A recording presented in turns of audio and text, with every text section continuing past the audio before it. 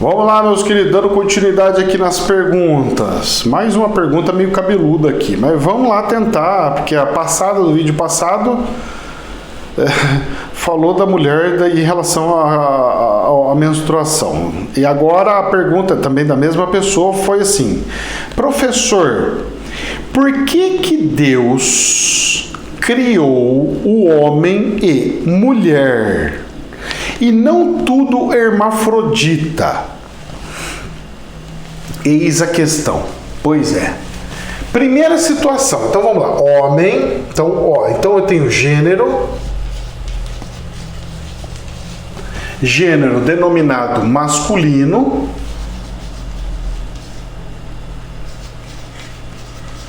E eu tenho gênero denominado feminino. E Deus criou seres no planeta que tem os dois, que são os hermafroditas.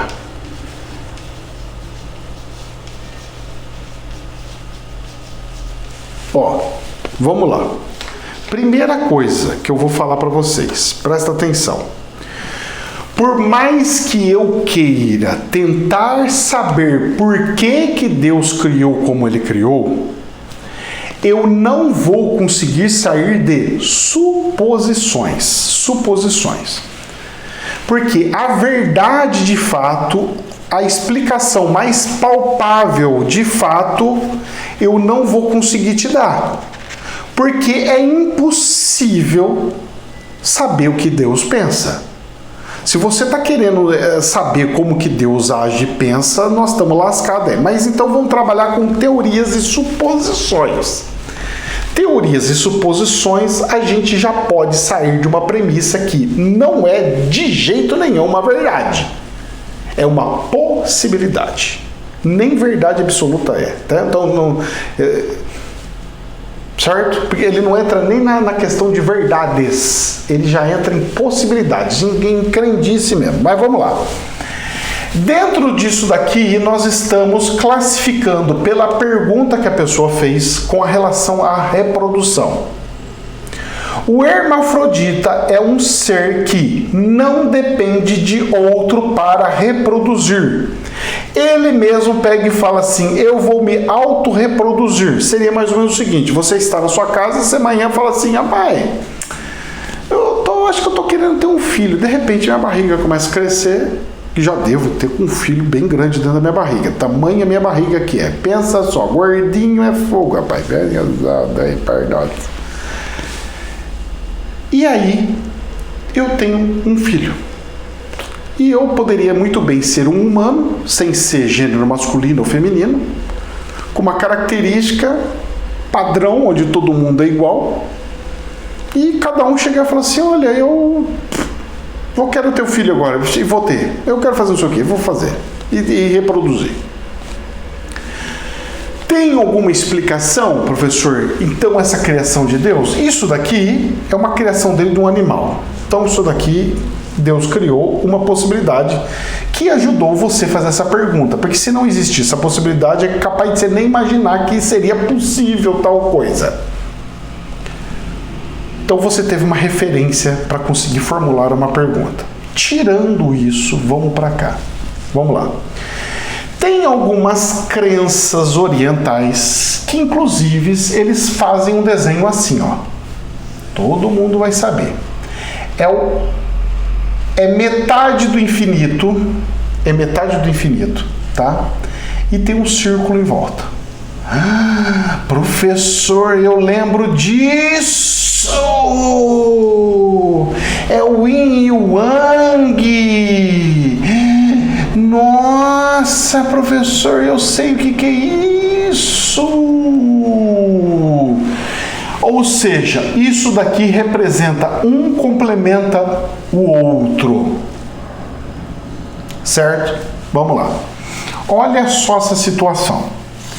Se eu tenho isso daqui, e o infinito é isso daqui, e eu pegar e fazer assim, o que eu tenho aqui? Não sei, professor. Nem eu. Só que é o seguinte, presta atenção, vamos lá. E se eu pegasse e fizesse isso daqui?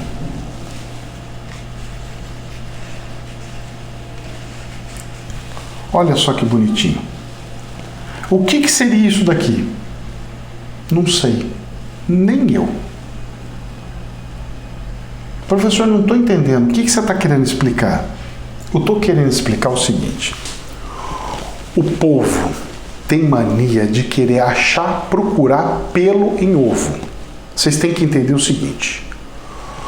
Deus criou o ovo sem pelo. Se ele quisesse criar com pelo, ia ter pelo no ovo. Agora, se o pelo do ovo é melhor ou pior, para mim não interessa. Ele quis fazer assim. Ok? Então, beleza. Aonde que você quer chegar, professor? Eu quero chegar num fato. Existe o homem e existe a mulher. Deus separou um ovo aonde nós temos metade dos cromossomos do pai e metade dos cromossomos da mãe. Ou seja, metade está dentro de um ovinho e a outra metade ele entra dentro desse ovinho, formando um ovinho dentro do outro ovinho. Porque o coiso, quando ele entra dentro do óvulo da mulher, ele perde essa parte do rabichinho dele aqui e só fica a bolinha. E fica uma bolinha aqui dentro. E aí as duas começam a multiplicar. Isso nós chamamos de células. Olha só que coisa mais linda. E aí vai. Inclusive as pessoas, não sei se vocês sabem, mas muitas pessoas não sabem de onde surgiu uma mandala, por exemplo. A mandala saiu de uma perfeição onde as linhas se conectam uma com as outras e geram harmonias, mas também nasceu de uma situação aonde eu consigo transformar sem perceber, porque não foi percebendo, em uma linda flor. Ele parecendo uma folha e uma flor. Olha que coisa mais linda. Eu não fiz de propósito, mas apareceu isso. Olha que coisa incrível. O que eu estou mostrando aqui para vocês? Vamos lá. O homem e uma mulher, ele faz uma bolinha. E a sociedade, vários homens e várias mulheres, fazem a flor e a estrutura de Deus. Olha que profundo, é espírito que mandou falar isso daí. Nem eu tinha pensado. Meus queridos, por que Deus fez assim e não fez assado? Com certeza tem alguma característica. Porque uma coisa eu posso afirmar para você. O homem não é igual à mulher. Não é só o órgão genital que muda. Tudo numa mulher muda. E tudo em um homem muda. Eu posso ter uma mulher que parece com um homem, mas ela jamais vai ser igual a um homem.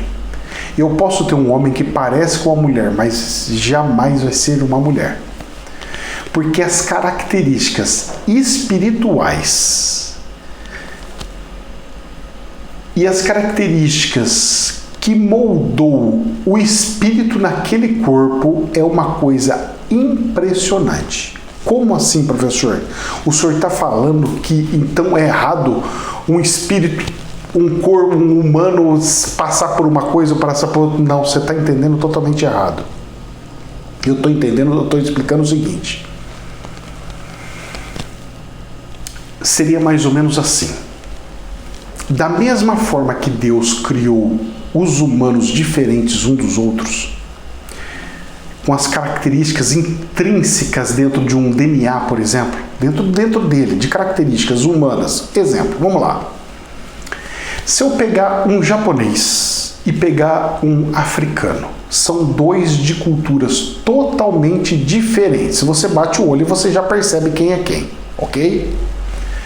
Se eu pegar um japonês e pegar um africano e falar assim, levanta essa pedra daqui do chão, quem vai ter mais facilidade de fazer uma coisa e fazer a outra? Ah, professor, isso aí todo mundo percebe, nas Olimpíadas se percebe, não sei aonde se percebe. Normalmente, pela característica sem treinamento, porque se você treinar, você condiciona e todo mundo fica igual, mas sem treinamento, só pela própria natureza, só pelo nascer, só pelo DNA, você percebe que o negro tem muito mais força que um japonês, por exemplo. Pois é. É essa sutileza desses pequenos detalhes que Deus fez, independente se homem ou mulher, na sociedade aberta, Ele fez entre o homem e a mulher. Por quê? Porque pode ser espírito irmão. Os dois viveram igualzinho numa outra vida, os dois eram irmão gêmeo.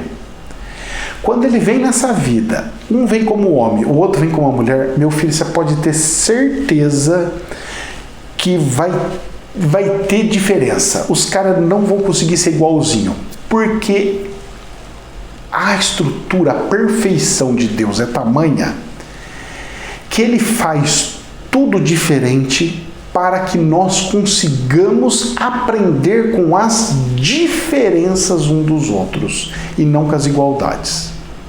Se nós fôssemos irmãos e humanos tudo igualzinho, tudo com o mesmo tipo de cabelo, tudo com olho idêntico, tudo com coisa idêntico, como que eu vou aprender com o meu irmão? Como que eu vou pagar um karma com o meu irmão? Casar com uma mulher braba ou casar com um homem horroroso, de violento? Ou sei lá o que. Se eu não fizer viver em uma sociedade com diferenças, onde cada um é diferente um do outro, sabe o que nós íamos aprender a evoluir? Nada.